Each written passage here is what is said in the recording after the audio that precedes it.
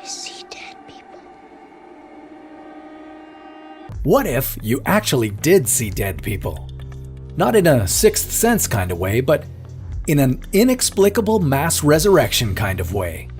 Not in a Walking Dead kind of way, but in a holy shit, grandma's back kind of way.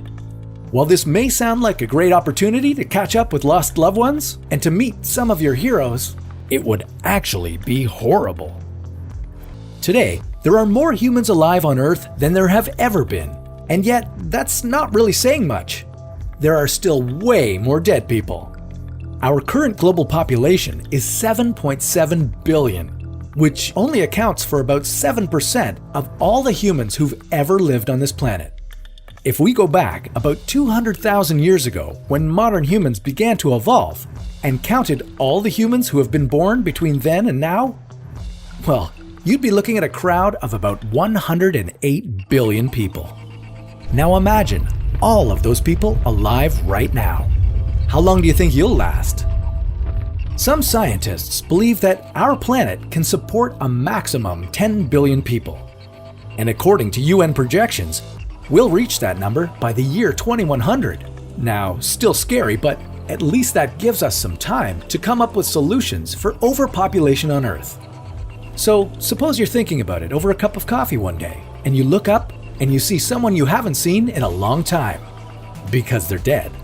But they're not anymore. In fact, everyone who's ever lived on Earth is miraculously brought back to life. Only it's not a miracle, it's a crisis. A food crisis.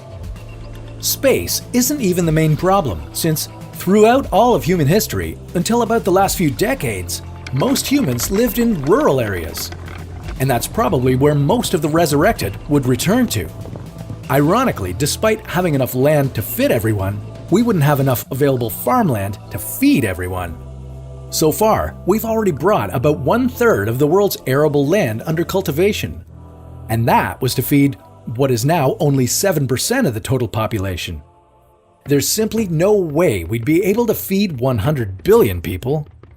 Under these constraints, 90% of the world's population would easily die of starvation within 2 months. And that's not even including deaths that would arise from the world war ensuing over resources, which honestly would be a really unfair fight. Relatively quickly, the world population would stabilize at a reasonable, if not a quite cramped, capacity.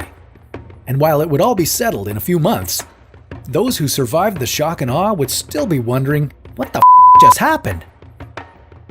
While it's a totally impossible scenario, it does give you something to think about. How many people can our world comfortably fit? What will have to change in order to accommodate the growing population? Or will things simply change on their own? The United Nations claims that in recent years, families around the world have been getting smaller and fertility rates are decreasing. But is it too little too late? Catch up on other big questions next time on What If?